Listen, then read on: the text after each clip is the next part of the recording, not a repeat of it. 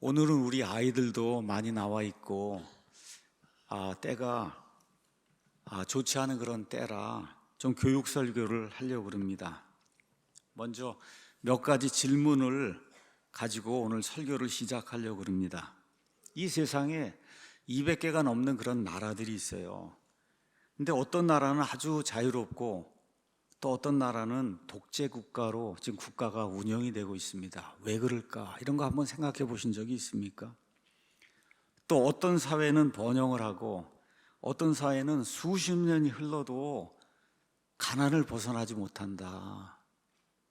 한번 여러분 왜 그럴까 생각해 보신 적이 있습니까? 유럽은 전체적으로 지금 다 망하고 있고 미국은 어느 누구도 따라갈 수 없는 초강대국이 됐는데 왜 그런지 한번 생각해 보신 적이 있습니까? 이런 질문들에 대해서 세상 사람들에게 그 이유를 물으면 크게 세 가지로 하고 이제 대답을 합니다.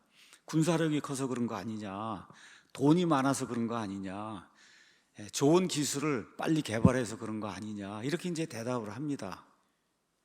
그런데 기억을 해야 돼요. 이런 것들은 결과지 원인이 아닙니다. 결과지 원인이 아니다. 그 군사력이 어디에서 나오냐, 그 돈이 어디에서 나오냐, 그 다음에 그런 기술이 어디에서 나오냐, 이게 그 원인이잖아요. 이런 것들을 만들어내는 사람들의 정신, 세계관, 역사관, 인생관에서 이런 것들이 나오는 거예요. 이게 잘못되면 절대로 강한 군사력, 많은 돈, 그 다음에 평화, 자유 이런 것들이 나오질 않습니다. 그러면 이런 사람들의 그 정신, 그 다음에 가치관, 역사관, 인생관은 어떻게 결정이 되냐? 그 사회가 모든 것을 창조하신 그 하나님, 그 하나님을 어떻게 생각을 하고 있는지, 또 하나님이 하나님의 형상대로 만든 그 인간을 어떤 모습으로 보고 있는지, 그래서 하나님께서 모든 인간에게 주신 자유를 어떻게 생각하고 있는지 여기에 달려 있어요. 잠언 14장 3절은 이렇게 선포합니다. 의는 올바른 것은 한 민족을 높이지만 죄는 어느 백성에게나 치욕거리다. 그러니까 한 나라가 부강하게 되고 그 국민들에게 자유를 주고 그래서 국민들이 행복을 추구할 수 있는 그런 나라가 되려면 의가 있어야 된다고 이야기하는 거예요. 올바름이 있어야 된다. righteousness가 있어야 되는 거예요. 시편 33편 12절 오늘 우리가 읽었는데 거기 가서 보니까 주를 자기 하나님으로 삼은 민족, 그 백성, 그 나라, 곧 그 하나님께서 자신의 상속 유업으로 택하신 백성, 하나님이 이것은 내 거야, 영원 무궁토록 계속해서 내 거라고 그렇게 하나님이 여겨주시는 그 백성은 복이 있다. 그러니까 나라가 부강하고 그 다음에 그 민족이 흥왕하려고 하면 그러면 여호와 하나님을 자기 하나님으로 삼아야 된다. 지금 성경이 그렇게 이야기하고 있는 거예요. 그러니까 한 나라의 흥망성쇠가 어디 위에 서 있느냐가 그 나라의 모든 것을 결정을 한다. 어디에 서야 돼요? 의로움, 올바른 것 위에 서고, 그것은 어떻게 이루어지냐?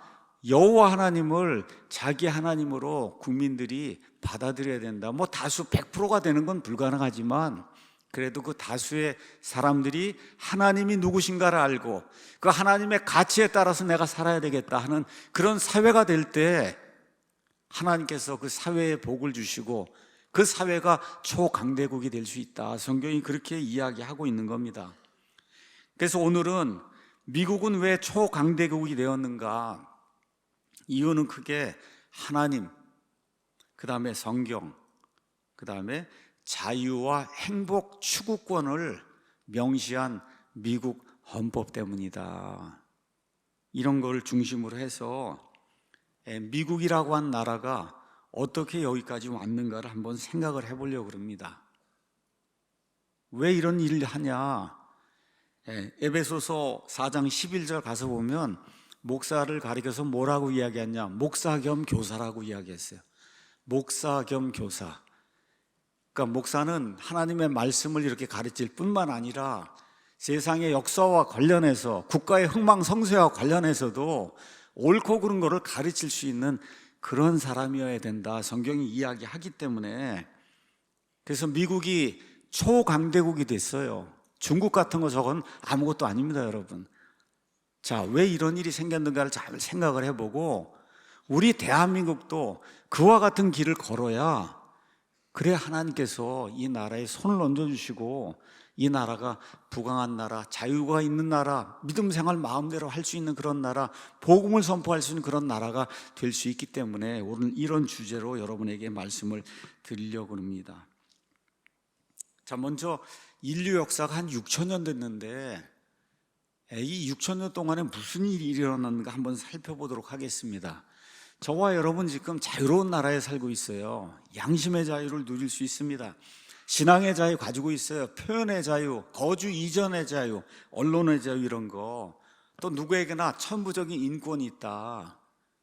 이런 거 저와 여러분은 자유로운 국가에 사니까 그냥 공기를 이렇게 호흡하듯이, 이건 너무나 당연한 것 아니야?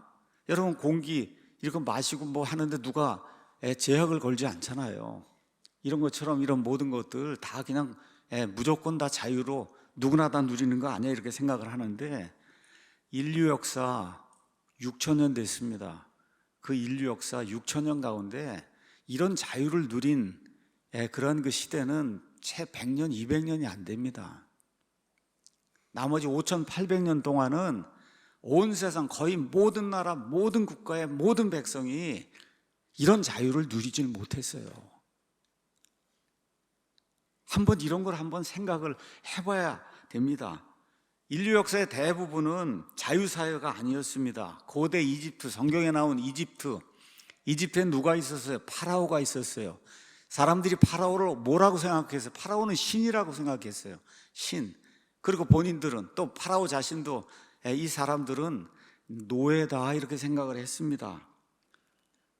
이집트가 자랑하는 피라미드, 그 왕이 만든 게 아니에요. 하늘에서 뚝딱해서 떨어진 게 아니야. 그 수많은 사람들 노예로 부리면서 만들어 놓은 게 이집트의 피라미드입니다. 그래서 이걸 잘 보여주는 것이, 이스라엘 백성이 이집트 땅으로 내려가서 400년 동안 종살이를 했잖아요. 그래서 이집트를 뭐라고 이야기하냐? 뭐라고 얘기해요? 속박의 집이라고 이야기해요. 이집트는 속박의 집이다. 쇠용광로라고 성경이 이야기하고 있어요. 거기 한번 들어가면 평생 노예가 돼서 빠져나오지 못하고, 용광로 속에 광석이 들어가 얼마나 뜨겁겠어요. 그렇게 뜨거운 고욕을 하는 그런 장소를 이집트라고 이야기하고 있습니다. 또 성경에 가서 보시면 이스라엘을 학대했던 바빌론이 나옵니다. 거기에 유명한 느부갓네살 왕이 나옵니다. 그 느부갓네살 왕이 다니엘서 3장에 가서 보시면 무려 27m 높이의 커다란 형상, 아마 자기를 본다는 그런 형상을 만들고, 모든 나라 모든 민족이 다 와서 여기 와서 경배하지 않으면 다 죽는다. 그래서 경배하지 않으면 쇠용광로에 집어넣는 이와 같은 악한 일을 했다는 것을 성경이 우리에게 보여주고 있어요. 예수님 당시에 로마 제국도 마찬가지였습니다.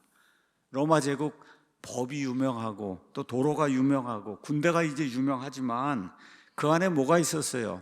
노예 제도가 있어서 거의 인구의 반 정도가 노예로 살았다고 하는 그런 기록을 가지고 있습니다.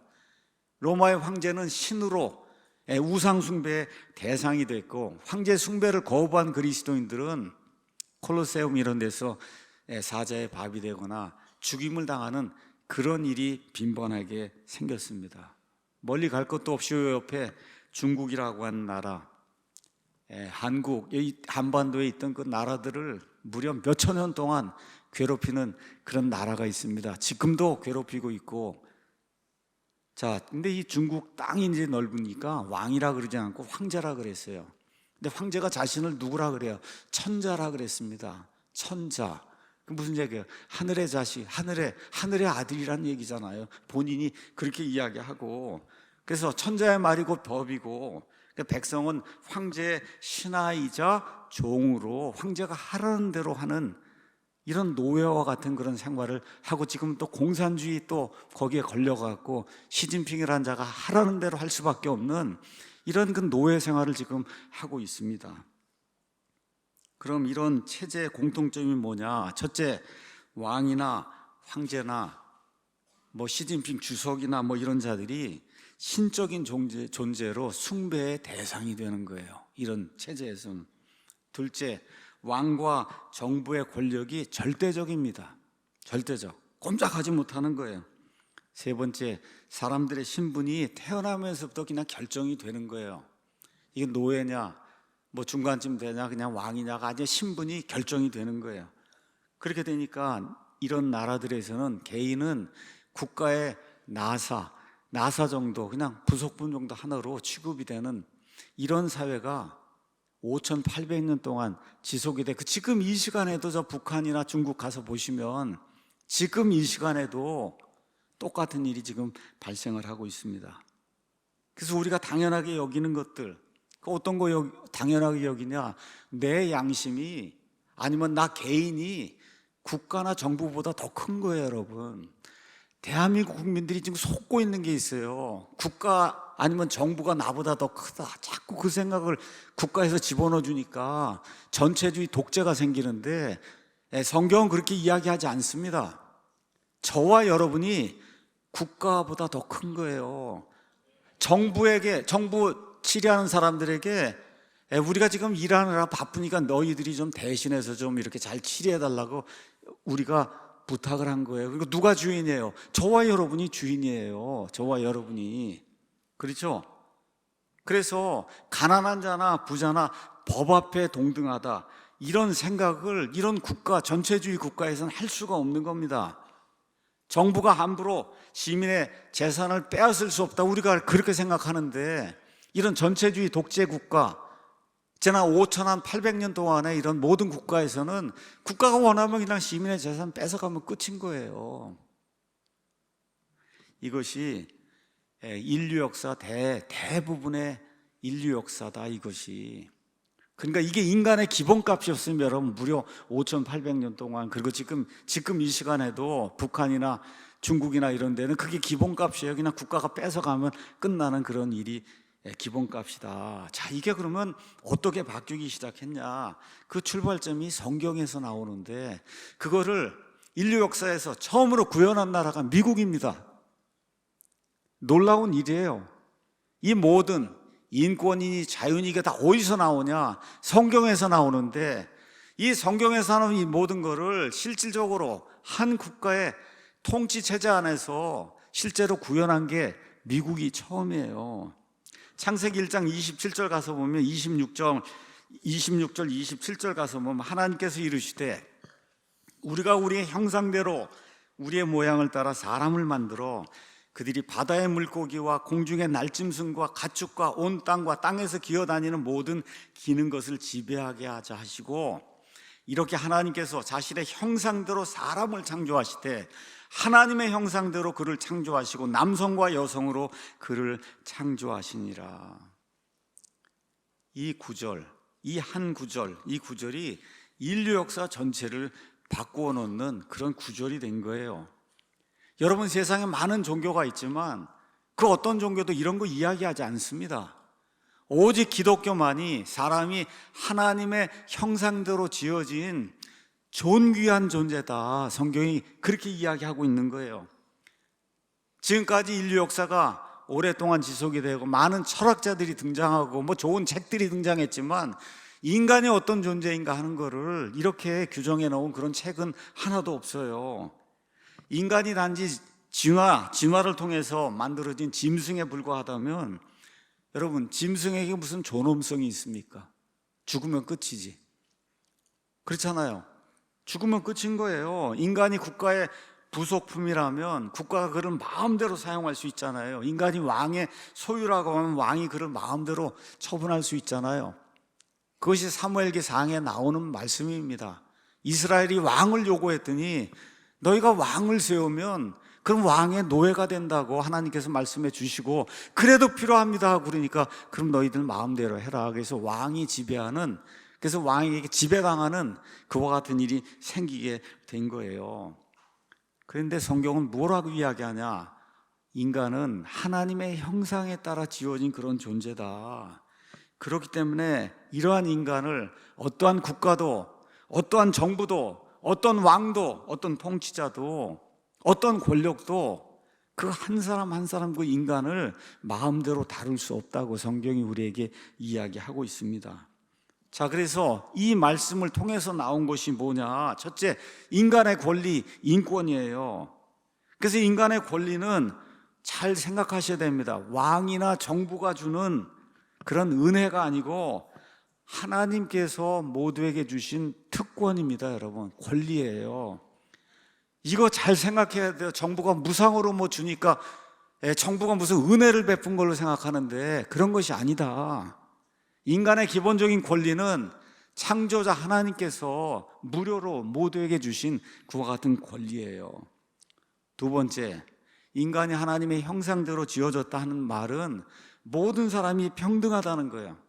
종이나 왕이나 다 하나님의 형상대로 지어져서 그래서 법 앞에서 누구나 동등하다는 거예요. 그래서 범죄를 지으면 어떻게 돼? 법의 처분을 받아야 되는 겁니다. 왕이든 대통령이든 누구든 범죄를 지으면 그러면 법 앞에 모두가 평등하게 서야 되는 거예요.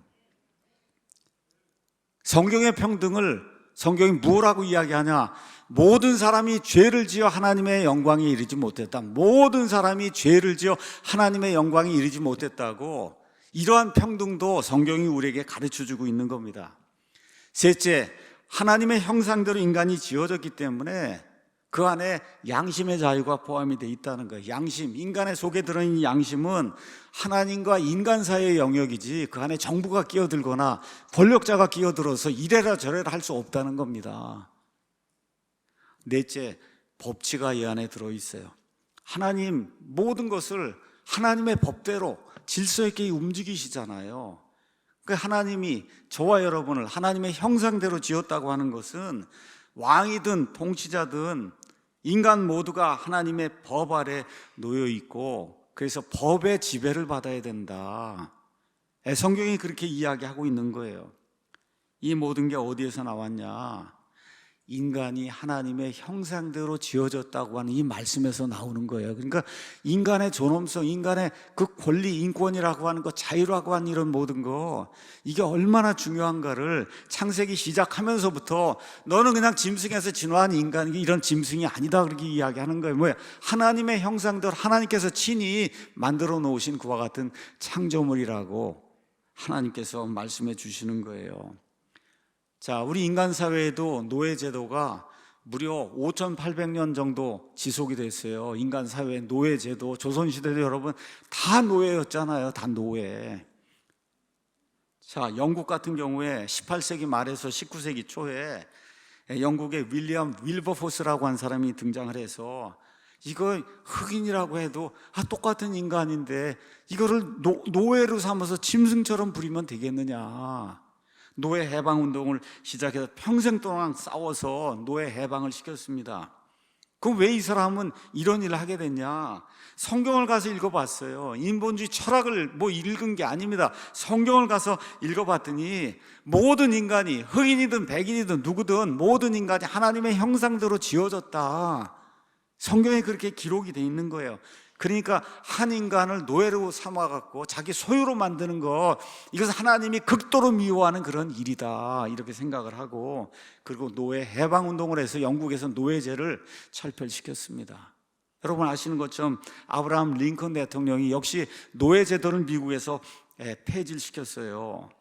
독립선언문에 무슨 말씀이 있냐, 말이 있냐? 모든 사람은 창조자 하나님 앞에 평등하게 창조됐다. 노예로 부리고 있는 저 흑인도 다 평등하게 창조가 됐다. 이게 어디서 나오는 거예요? 창세기 1장 26절 27절에 있는 인간은 하나님의 형상대로 창조가 되었다고 하는 이런 말씀, 이거를 아브라함 링컨은 그냥 좋은 문구로 생각을 하지 않고 이것이 올바른 그런 사회가 유지해야 될 도덕적인 진리, 하나님이 인간의 마음속에 새겨놓으신 그런 진리로 생각하고 전쟁을 일으켜서 그래서 결국은 노예제를 폐지시키는 그런 일을 하게 된 거예요. 그래서 성경이 없다고 하면 인간의 존엄성이라는 개념이 인류 역사에 등장할 수가 없습니다. 짐승은 뭐예요? 약육 강식하는 거잖아요. 약한 자 잡아서 먹고 강한 자가 계속 커지는 것이, 권리고 뭐고 이런 거 전혀 없는 게 그게 짐승의 세계 아닙니까? 인간은 그것과 달라야 된다. 어디서 나오냐? 창세기 1장 26절 27절에서 나오는 거예요. 자, 그러면 한 걸음 더 나가면 어떤 것을 우리가 볼 수 있냐? 국가가 개인의 영혼을 지배할 수 없다는 거예요. 국가가 개인의 영혼을 지배할 수 없다. 전체주의 국가는 그 반대를 가르칩니다. 공산주의 체제는 개인이 당과 국가를 위해서 존재한다. 그렇게 가르치고 있는 거예요. 북한이 대표적인 케이스입니다. 북한은 개인을 수령의 도구로 보고 있는 거예요. 그냥 노예처럼 해서 죽든 말든 상관없이 그저 수령만 잘 되는 이런 거, 이게 공산주의 체제입니다. 이런 공산주의, 사회주의, 독재, 전체주의 국가에서는 어떤 그 개인의 양심이라든지 개인의 신앙이라든지 그 개인의 영혼 이런 거 아무 가치가 없는 거예요. 다 유물론으로 굴러가니까 아무 가치가 없는 겁니다. 근데 성경은 정반대를 가르쳐요. 뭐라고 가르치냐? 한 개인의 영혼이 국가보다, 심지어 온 세상 모든 것보다 더 중요하다. 성경이 그렇게 이야기하고 있습니다. 여러분, 누가복음 15장 가서 보시면 예수님께서 한 영혼을 얼마나 귀중하게 여기시는가, 이걸 보여주시기 위해서 100마리 양 가운데 99마리는 이렇게 우리에 있고, 그리고 한 마리 잃어버린 양을 찾기 위해서 예수님이 나서시는 그런 모습, 또 동전을 잃어버렸을 때 그 잃어버린 동전을 찾기 위해서 얼마나 그 여인이 노력하는가, 그 다음에 그 유명한 탕자 이야기가 나옵니다. 집에 남아있는 그 마다들이 아니라 밖에 나갔다가 그리고 돌아오는 그 탕자, 그 탕자를 하나님이 얼마나 불쌍히 여기시는가, 이걸 지금 우리에게 보여주고 있어요. 그래서 이걸 한마디로 요약하면 마가복음에 이렇게 기록이 되어 있습니다. 마가복음 8장 36절 37절에 사람이 만일 온 세상을 얻고도 자기 혼을 잃으면 그에게 무슨 유익이 있겠느냐. 그 다음 구절에 혹은 사람이 무엇을 주어 자기 혼을 대신하게 하겠느냐. 이 세상 모든 걸 다 줘도 한 개인의 영혼, 그것과 바꿀 수 없다는 거예요. 개인이 그만큼 중요하다고 성경이 우리에게 이야기하고 있는 겁니다. 그럼 성경이 이야기하는 국가 혹은 정부는 뭐냐? 국가나 정부는 하나님께서 허락하신 기관이에요. 노아의 홍수 이후에 뭐를 유지하기 위해서 무질서를 방지하고, 그래서 무정부 상태가 되면 너무나 많은 사람들이 죽습니다. 그렇기 때문에 하나님께서 인간 정부를 허락해 주신 거예요. 어떻게 하라고? 국민을 보호하라고, 국민을 착취하고 압제하라고 주신 것이 아니라 그 국민의 자유와 양심 이런 거를 보호하라고 하나님께서 인간 정부를 허락해 주신 거예요. 그러니까 국가나 정부는 누구를 위해서 존재하냐? 국민을 위해서 존재하는 거지, 국민이 국가를 위해서 존재하는 게 아닙니다. 이게 미국 사람들이 세워놓은 그런 헌법에 들어있는 가치예요. 그래서 국가는 하나님 밑에서 인간의 자유와 질서를 보호하도록 제한된 기관이에요. 국가가 개인 위에 서서 그 모든 사람을 종으로 속박만 하면 그럼 그건 하나님이 원하시는 그러한 국가나 정부가 아니라고 성경이 이야기하고 있습니다. 그래서 이런 것들을 잘 기억해야 돼요. 동서고금에 지난 한 5,800년 동안 수많은 나라들이 존재했는데 그 모든 나라의 특징이 뭐냐? 국가가 개인의 모든 것을 다 지배하고 개인을 죽이기도 하고 개인의 재산을 빼앗기도 하는 이와 같은 독재, 전체주의 이런 것들을 시행을 해왔어요. 그런데 성경적 세계관에 근거해서 이것은 아니다라고 생각하고, 그리고 하나님께서 인간을 자신의 형상대로 만들었기 때문에 인간의 존엄성과 그 다음에 권리 이런 것들을 헌법에 명기를 하고 이런 거를 추구하는 그런 국가가 되어야 되겠다고 생겨난 국가가 그게 미국이에요. 인류 역사상 처음으로. 자, 그럼 미국이 생겨나기 전에 미국 사람들 살기 전에 다 어디서 살던 사람? 유럽에 살던 사람들이에요. 유럽에 살던 사람들이 이주해서 저 미국을 이제 만들었는데, 그럼 미국을 만들기 전에 중세 그 유럽은 어떤 상태였냐? 여러분 아시는 것처럼 중세 유럽은 로마 가톨릭 교회가 지배하는 국가 교회 체제였어요. 국가 교회. 그러니까 교회가 국가를 좌지우지하는 거예요. 그러니까 누가 더 높으냐? 교황이 왕이나 황제보다 더 높아서 교황이 하라는 대로 말을 듣지 않으면은 그러면 재산도 몰수하고 그 사회에서 추방이 되는 이러한 사회, 전체주의 독재 시대가 1000년 이상 이제 지속이 됐습니다. 여러분 신성 로마 제국이라는 얘기 들어봤잖아요. 독일 지역에 이제 생겨난 홀리 로만 엠파이어. 여러분 어떻게 나라가 홀리한 나라가 될 수가 있어요?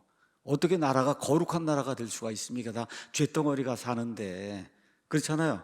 그 나라 이름이 홀리 로만 엠파이어가 될 정도로 이렇게 교회가 국가를 지배하는 그런 시대가 있었습니다. 그래서 황제는 교황에게 가서 무릎을 꿇어야 되고, 교황은 심지어 황제를 폐위시키기도 하고, 이러한 사회가 유지가 되니까 양심의 자유를 가질 수가 없어요.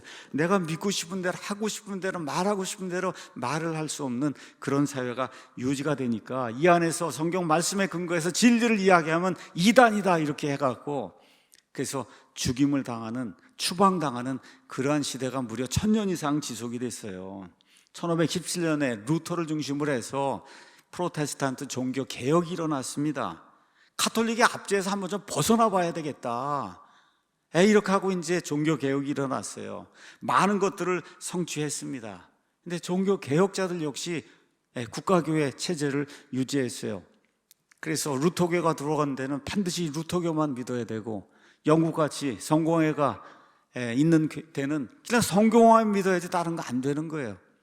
스코틀랜드 같은 데는 반드시 뭐만 믿어야 되냐? 장로교만 믿어야 되는 거예요. 칼빈의 제네바에서는 칼빈이 이야기하는 거 외에 다른 건 믿으면 안 되는 겁니다. 이게 국가교회거든요. 그래서 믿음으로 사람이 의롭게 된다고 하는 이런 칭의의 교리를 이 종교개혁이 우리에게 가져다 줬지만, 진짜 사람에게 이런 그 인간으로서 누릴 수 있는 그런 자유, 여러분 종교개혁자들도 주지 않았잖아요. 자기들이 원하는 대로만 믿으라고 그렇게 강요를 했잖아요. 이게 종교개혁의 한계입니다. 자, 영국에 이제 청교도들이 등장을 했어요. 성공회 거기서 하라는 대로 난 믿을 수가 없습니다. 우리 마음대로 좀 믿고 싶습니다 하는데 국가교회 왕이 그걸 허락하지 않으니까, 그래서 어떻게 됐어요? 청교도들이 안 되겠다 하고 미국으로 건너가서 미국에서 매사추세츠 주 뉴잉글랜드 지방에 가서 식민지를 이제 개척을 했습니다. 청교도들이 미국 문화에 중요한 여러 가지 것들을 심어 놨어요. 성경을 중심으로 살아야 된다. 도덕 질서를 유지해야 된다. 가정 중심 문화를 만들어야 된다. 그 다음에 노동이 대단히 중요한 거기 때문에 일할 수 있는 거, 이 노동윤리라고 하는 거, 이런 것들을 미국에 심어놨어요. 아주 좋은 것들을 많이 심었습니다. 근데 청교도들 역시 한계를 가지고 있었어요. 어떤 일을 했어요? 회중교회를 만들었습니다. 그래서 이 땅에서는 오직 회중교회만 다녀야 돼. 다른 거 안 되는 거예요. 침례교회도 안 되고 유대교도 안 되고, 이 땅 뉴잉글랜드 지방에서는 오직 뭐만 믿어야 돼? 청교도 신앙. 그래서 믿지 않는 사람도 무조건 주일에 교회 가야 되고, 믿지 않는 사람도 무조건 교회에다 11조 해야 되고, 다른 신앙을 가졌다 그러면 추방을 시키는 이런 악행을, 참 국가교회를 피해서 도망을 갔잖아요. 본인들이 도망간 그 땅에서 본인들이 또 국가교회를 이제 시행한 것이 청교도들이고, 이런 비극이 미국이라고 하는 그런 식민지 안에서 일어났어요. 자, 이럴 때 이 한계를 뛰어넘는 사람들이 등장했습니다. 그 사람들이 누구냐? 침례교인들이에요. 그래서 미국은 침례교 국가가 된 겁니다. 누가 등장을 했냐? 미국의 건국 역사에서 가장 유명한 사람 중에 한 사람이 라저 윌리엄스라는 사람이, 이 사람이 영국의 이제 청교도 목사였는데, 이 사람이 1603년에 영국에서 이제 태어나서 청교도가 돼서 그래서 미국에 이주해 왔습니다. 영어로 뭐라고 썼냐? Religious Liberty 이렇게 썼거든요. 종교의 자유 이렇게 썼는데, 이게 미국 사람들은 Soul Liberty라고 하는 말로도 많이 사용해요. 인간에게 가장 중요한 것이 뭐냐? 양심의 자유. 그게 가장 중요하다는 거예요. 그래서 이 사람이 이제 미국 땅에 등장을 해서 한 가지 신념을 지키려고 노력을 한 거예요. 여기 이 땅에 와 보니까 국가교회가 인간의 영혼을 지배하는데 어떻게 청교도만 믿어야 된다 그렇게 주장하는 게 이게 성경에 어디 있냐는 거예요. 그래서 국가 아니면 국가교회가 한 인간의 영혼을 지배할 수 없다 이걸 주장한 거예요. 신앙은 강제로 만들어지지 않는다. 믿고 싶지 않은데 주일에 가야 된다고 11조를 내야 된다고 이렇게 해서 강제로 이렇게 교회를 가게 만드는 거, 이걸 통해서 하나님 믿는 일은 성경 어디를 봐도 없다 이걸 주장을 한 겁니다. 그래서 정부가 종교를 강요하는 거 이거 잘못된 거다. 또 뭘 얘기했냐, 가보니까 미국 인디언들의 땅을 영국의 왕이 군대를 동원해서 막 빼앗아가고 하는 그런 일 하면 안 된다. 돈을 주고 사야지 필요하면. 이런 걸 주장을 했더니 거기 매사추세츠주에 있는 그 청교도들이 반발하고 일어난 거예요. 그렇게 하면은 우리가 지금 하고 있는 식민지 모든 게 다 잘못됐다는 얘기인데 어떻게 우리가 여기서 살아남을 수 있냐. 그래서 어떻게 했어요? 이 사람을 쫓아냈습니다. 뉴잉글랜드 이 식민지에서. 그래서 이 윌리엄스가 1월에 그 추운 이 매사추세츠 여기를 돌아다니며 인디언들의 도움을 받고 살아남았어요. 그러고 나서 이 남쪽으로 내려와서 지금 로드 아일랜드라고 하는 그런 주가 있어요. 그 로드 아일랜드의 가장 큰 도시의 이름이 프라비던스예요. 그래서 뭘 세웠냐? 프라비던스라는 도시를 세운 거예요. 프라비던스 영어로 무슨 뜻이에요? 하나님의 섭리. 내가 양심의 자유를 이렇게 싸울 때 하나님께서 내가 추방을 당해서 죽을 위기에 빠졌는데도 불구하고 하나님께서 섭리로 나를 이렇게 살아남도록 만들어 주셔서 그래서 내가 지금까지 살아있다. 그래서 그 도시의 이름을 프라비던스, 하나님의 섭리라고 해서 그 도시를 세우고 미국 역사에서, 인류 역사에서 처음으로 양심의 자유가 허락이 되는 그런 지역을 만든 거예요. 그게 로드 아일랜드입니다. 로드 아일랜드. 로드 아일랜드에 유명한 아이비리그 대학이 있어요. 그 대학의 이름이 브라운 대학이에요. 그 브라운 대학은 누가 세운 거냐? 침례교인들이 세운 거예요. 그 침례교 학교입니다. 양심의 자유를 허락하는. 자, 이런 일이 있고 나서 1639년에 라저 윌리엄스가 가만히 생각해 보니까 뭐 유아 세례라든 이런 거 하는 거 이건 성경에 없는 거구나 이걸 깨닫고 반드시 믿음을 고백하고, 그래서 성인이 돼서 믿음을 고백하고 예수 그리스도를 내 주님이라고 인정할 수 있는 그런 사람만이 침례를 받는 거구나. 그래서 예수님과 동일 시대에 어떻게 죽었다가 묻혔다가 다시 일어나는 이런 침례를 통해서 예수님과 하나가 되는 이런 일이 가능하구나 하는 걸 깨닫고 뭘 했어요? 침례를 받았어요. 그렇게 해서 미국에서 처음으로 프라비던스에 처음으로 침례교회를 세우고 그 이후로 침례교회가 발전해 나가면서 지금 약 1억 8천만 명의 침례교인들이 전 세계에 퍼지는 그런 일이 생기게 된 겁니다. 가장 중요하게 여긴 것이 뭐예요?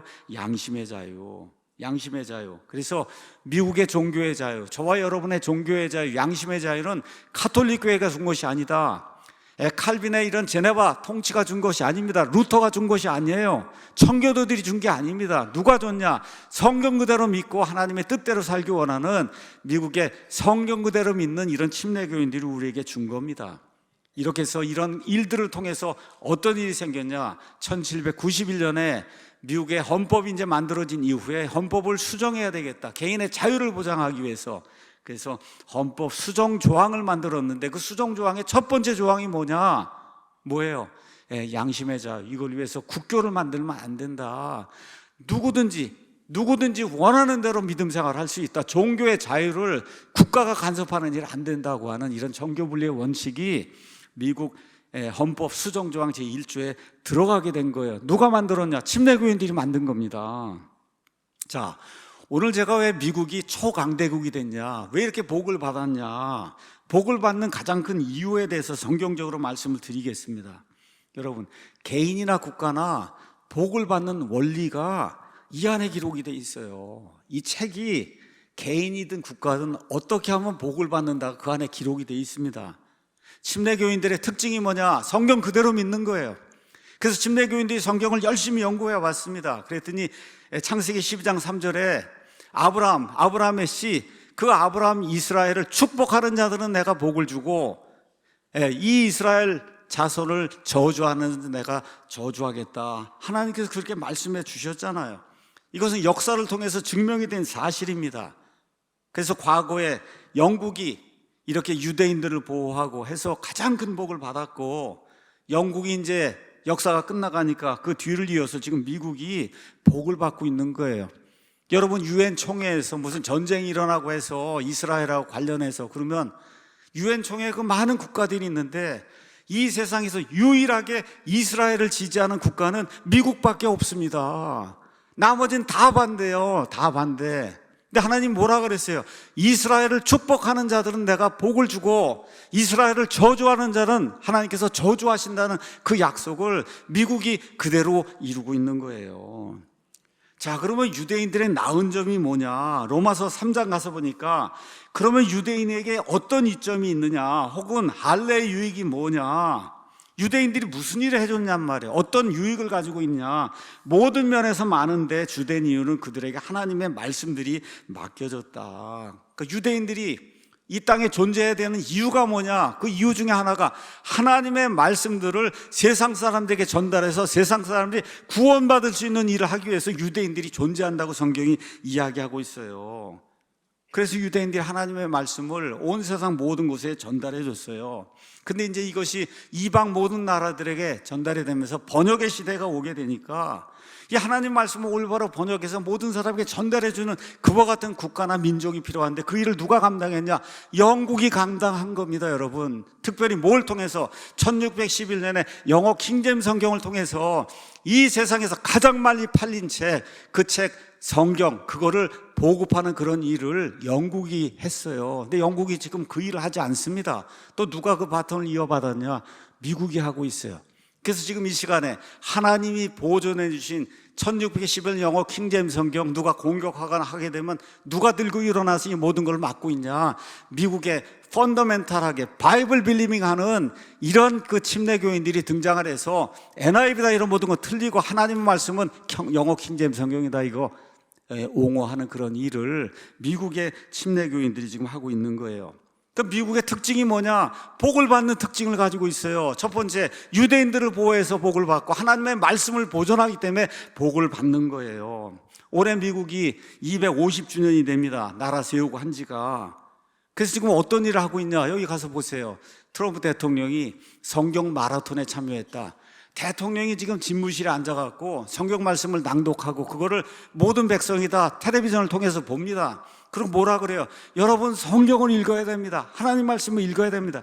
이런 나라가 이 세상에 하나밖에 없어요. 그게 어떤 나라? 미국입니다, 여러분. 미국 하나밖에 없어요. 하나님을 존중히 여긴다 그 얘기입니다. 그 다음 가서 보시면 돈인데 돈 안에 우리는 하나님을 신뢰합니다. In God we trust 에서 God을 돈에다, 그것도 가장 많이 쓰는 돈이 1불짜리잖아요. 1불짜리에서 저렇게 하나님이 우리의 모든 것 되셔서 우리는 하나님을 신뢰합니다. 이런 돈을 가진 나라 역시 미국 하나밖에 없어요, 이 세상에서. 또 그 다음에 가서 보시면 대통령이 되면 취임 선서를 하잖아요. 성경에 저렇게 손을 넣고, 특별히 킹제임스 성경에 손을 넣고 대통령이 취임 선서를 하는 나라는 이 세상에서 거의 유일하게 미국 하나밖에 없습니다. 사무엘기상 2장 30절에 하나님께서 뭐라고 말씀하시냐? 잘 들으셔야 됩니다. 나를 존중히 여기는 자들을 내가 존중히 여기고 나를 멸시하는 자들을 내가 경홀히 여기겠다. 이게 하나님 말씀이에요.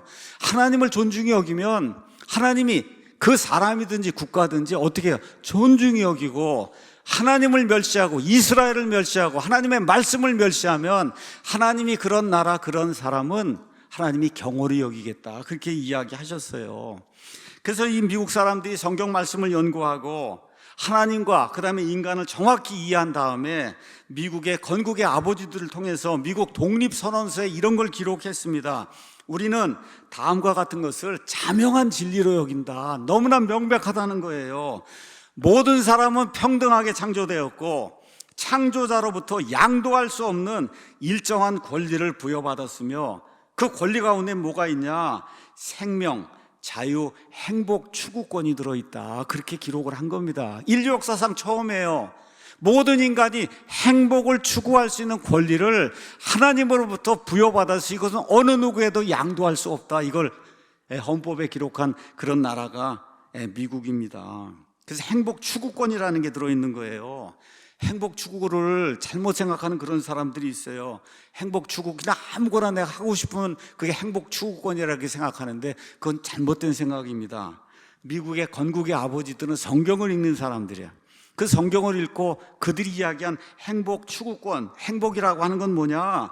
성경 말씀에 따라 하나님의 형상대로 지어진 인간이라면 인간 어떻게 해야 되냐?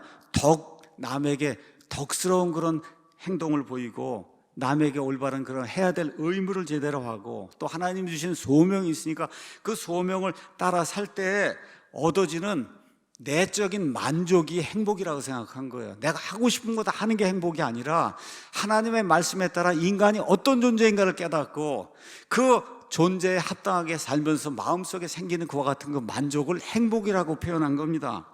그럼 이런 행복을 어떻게 얻을 수 있냐? 가족을 부양하기 위해서 마음껏 일할 수 있는 그런 자유가 행복 추구권이에요, 여러분. 52시간이고 뭐고 왜 정부가 간섭을 하냐 그 얘기입니다. 마음대로 내 가족을 위해서 일할 수 있는 이와 같은 자유. 양심을 따라 나 하나님 믿고 싶습니다 하면 원하는 대로 하나님 믿을 수 있는 그런 자유. 나는 정직하게 사업을 해서 좀 사업가가 되고 싶습니다. 얼마든지 할 수 있는 그런 그 자유. 내 자녀는 내 신앙에 따라서 내 믿음의 방식대로 키우겠습니다 하고 아이들을 양육할 수 있는 그런 자유가 그 안에 들어있는 거예요. 부당한 권력이 나를 압박하면 그럼 어떻게 해요? 이거에 대해서 대항할 수 있는 그런 그 자유도 그 안에 포함이 되어 있고 한 곳에 살다가 다른 곳에 마음대로 이주할 수 있는, 지금 집도 못 팔게 만들어 놨잖아요. 그런 이주할 수 있는 이와 같은 자유, 이 모든 것들이 다 인간에게 부여가 될 때 깊은 만족을 얻을 수 있는 거예요. 이게 행복 추구권이다. 이거를 헌법에 처음으로 만든 나라가 어느 나라예요? 미국입니다, 여러분. 미국. 그래서 이승만 대통령이 미국에 가서 또 한국에서 이미 구원받을 때 미국의 선교사들 통해 구원받고 미국 이 정신을 배워야만 이 나라가 살겠구나 해서 미국에 가서 그리고 다시 여기 귀국하면서 가져온 것이 뭐예요? 미국의 자유헌법을 가져와서 우리나라 대한민국 헌법에도 헌법 10조에 이렇게 기록이 돼 있어요. 모든 국민은 인간으로서의 존엄과 가치를 가지면 어디서 나온 거예요? 창세기 1장 26절 27절에서 나온 겁니다.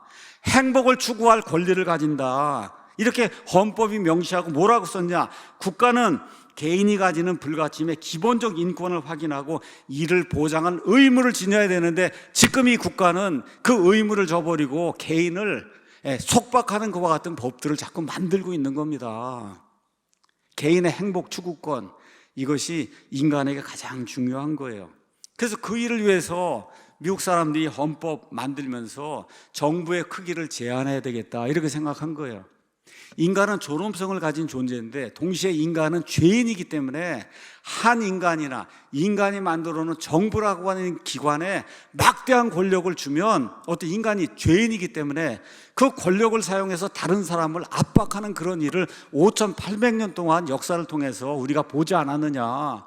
그러니까 어떻게 해야 돼요? 정부의 권한을 축소해서 대폭 축소해서 그저 안전이라든지 안보라든지 국민의 생명이라든지 이런 것만 유지하고 더 크게 해서 정부가 모든 인간을 다스리는 그런 방식으로 나가면 안 된다는 거예요. 그래서 그걸 하기 위해서 뭘 만들었어요? 행정부, 입법부, 사법부가 서로 견제하는 삼권 분립의 시스템을, 그거를 미국의 헌법이 만들어 놓은 거예요. 뭐 이렇게 복잡하게 만들었지? 왜 그래요? 인간이 죄인이기 때문에, 본래 죄인이기 때문에 한 인간이나 한 정부에 엄청난 권력이 가면 반드시 그걸 사용해서 인간을 지배하는 그런 일이 생긴다. 이게 역사가 증명하기 때문에 삼권 분립을 만들어 준 거예요. 그래서 정부가 큰 권력을 가지면 그는 반드시 독재하고 그 다음에 전체주의 체제가 생기게 된다. 그래서 큰 정부를 추구하면 안 되는 거예요. 큰 정부의 특징이 뭐예요?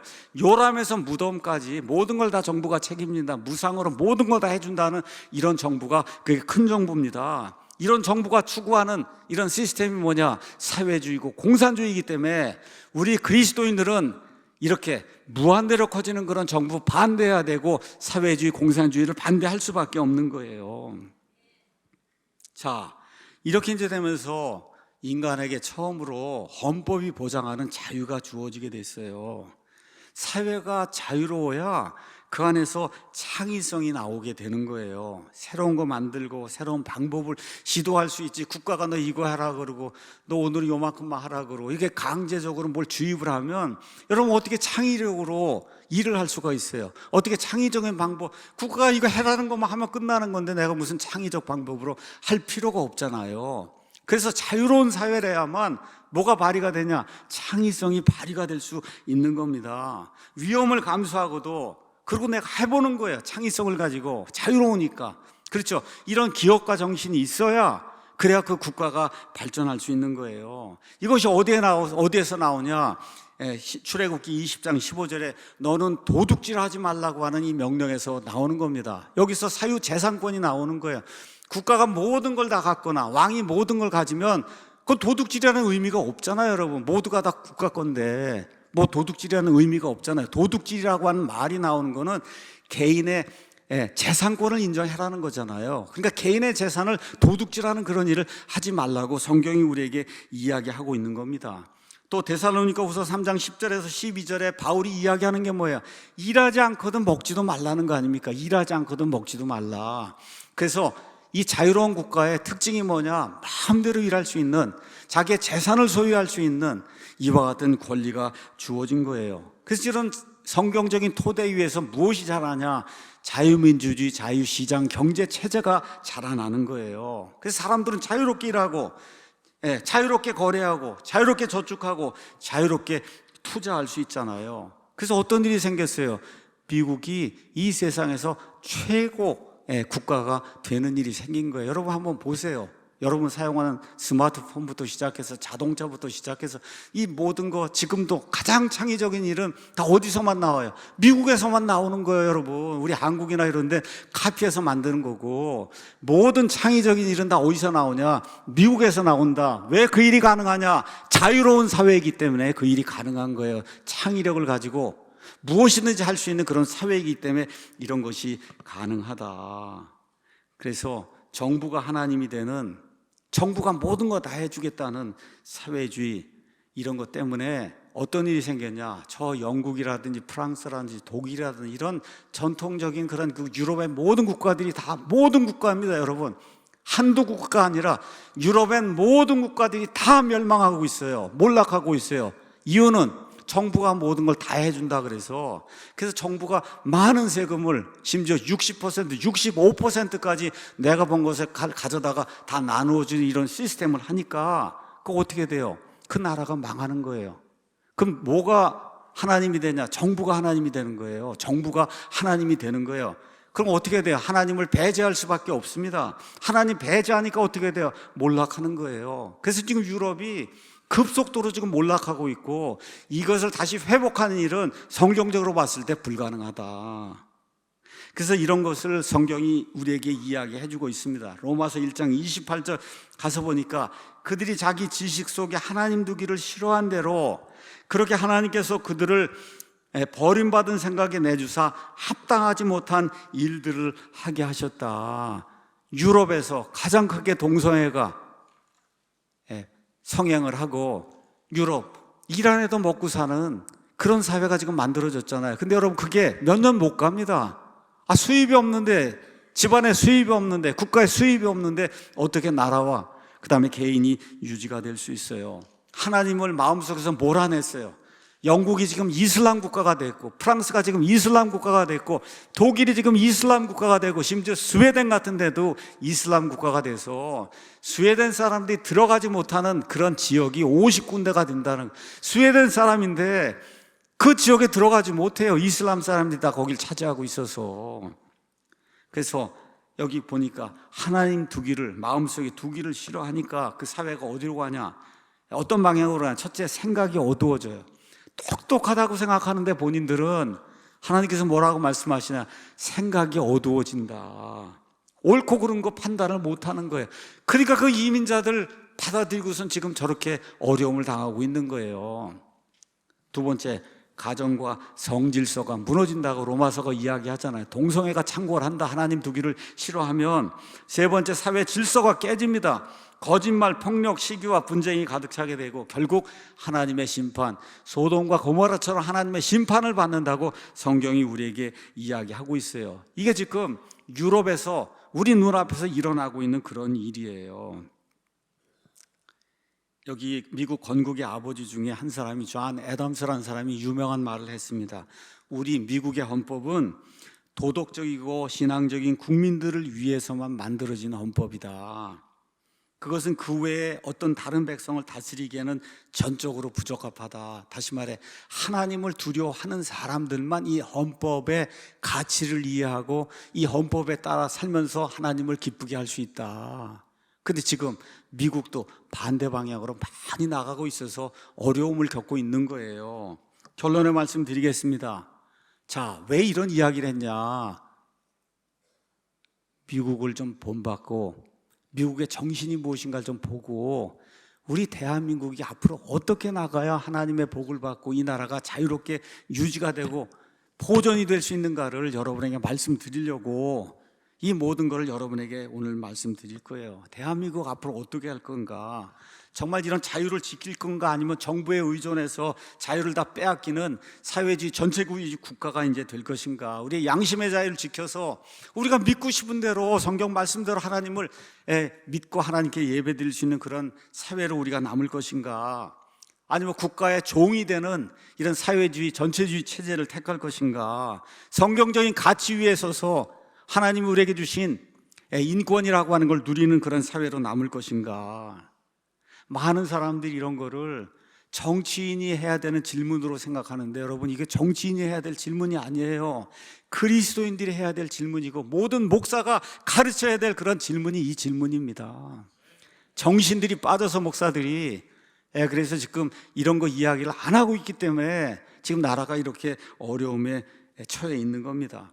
그래서 그리스도인들이 어떻게 살고 어떻게 기도하고 어떻게 자녀들을 가르치고 특별히 어떻게 투표를 하고 어떻게 일터에서 행하는가, 이런 모든 거를 누가 가르치는? 성경이 가르쳐 주는 거예요. 그래서 투표를 올바르게 하는 것도 하나님을 위해서 하는 큰 일이다. 여러분의 소명을 가지고 그리고 투표를 해야 되는 겁니다. 어떻게? 하나님이 주신 자유를 지키기 위해서, 자유로운 사회를 어떻게 하든지 지키기 위해서 여러분이 합당한 사람에게 투표를 해야 되는 거예요.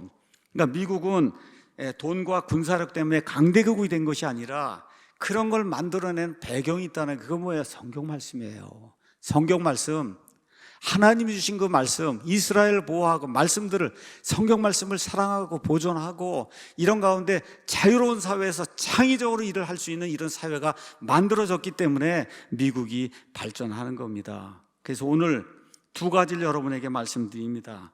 이 나라가 살기 위해서는 하나님을 꼭 우리 하나님으로 붙들어야 된다.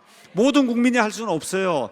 최소한 하나님을 믿는 그리스도인이라고 하면 어떻게 해야 되냐? 주 여호와 하나님을 자기 하나님으로 삼은 민족, 곧 그분께서 자신의 상속 유업으로, 하나님이 상속 유업으로 택했는데 어느 누가 그걸 빼앗아 갈 수 있습니까? 그 사람의 권리를. 그래서 여호와 하나님을 우리 하나님으로 확실히 믿는 그런 그리스도인들이 이 땅에 많이 생겨나게 될 때 이 나라가 부강한 나라, 자유로운 그런 나라로 남을 수가 있습니다. 또 하나, 잠언 14장 34절, 의인은 한 민족을 높이지만 죄는 어느 백성에게나 치욕거리다. 범죄자는 처단해야 되는 거고, 그 다음에 의롭게 나라를 세우려고 한 그런 사람, 이런 사람이 국가를 세우는 그런 사람이니까 이런 사람들이 대접을 받는 그런 사회를 만들려고 저와 여러분이 노력을 해야 되는 거예요. 그걸 하면서 하나님이 주신 이런 자유를 가지고 행복을 추구할 수 있는 이런 권리를 마음대로 사용할 수 있는 이런 나라, 이런 나라를 우리가 유지할 수 있도록 해야 될 일은 뭐냐? 이게 영적인 싸움이기 때문에 저와 여러분이 하나님께 간절히 기도하고 하나님께서 이 나라에 손을 얹어주시고, 그래서 이 나라가 예수님 오실 때까지 자유민주주의 시장 경제체제가 유지가 되는 좋은 국가가 될 수 있도록 도와주시기 바랍니다 하고 밤낮으로 기도하는 저와 여러분이 되기를 예수 그리스도의 이름으로 기도합니다.